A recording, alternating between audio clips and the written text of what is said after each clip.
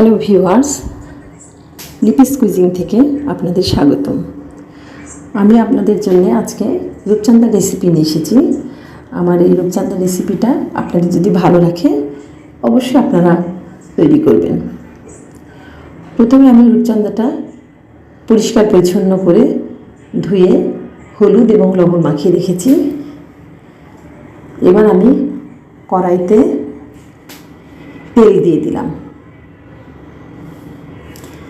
তেল দেওয়ার পরে রূপচাঁদাগুলো সুন্দর করে লাল লাল করে আমি ভেজে নেব।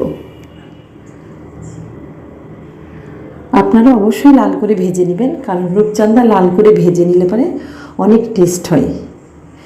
আর রূপচাঁদাটা আসলে হার্টের রোগীদের জন্য অনেক ভালো। এটা সামুদ্রিক মাছ, এটা খাওয়া অনেক ভালো।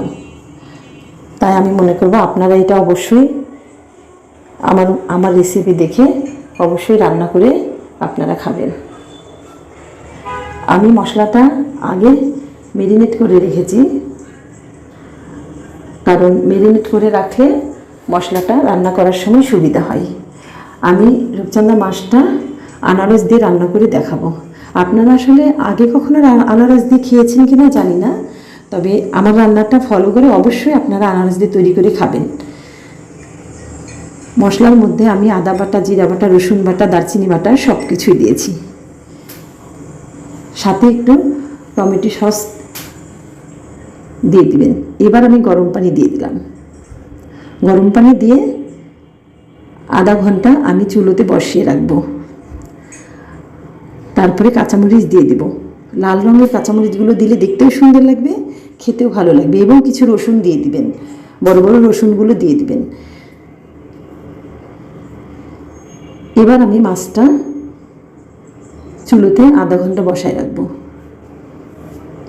দেখেন আধা ঘন্টা বসানোর পরে মাছটার কি সুন্দর একটা কালার এসেছে। আপনারা পারন্তপক্ষে তেলটা যখন হালকা উপরে উঠে আসবে তখন মাছটা অবশ্যই নাড়াই নেবেন। নিয়ে তারপরে পরিবেশন করবেন। তেলটা একটু কম খেলেই হয়তো অনেক ভালো হয় শরীরের জন্যে।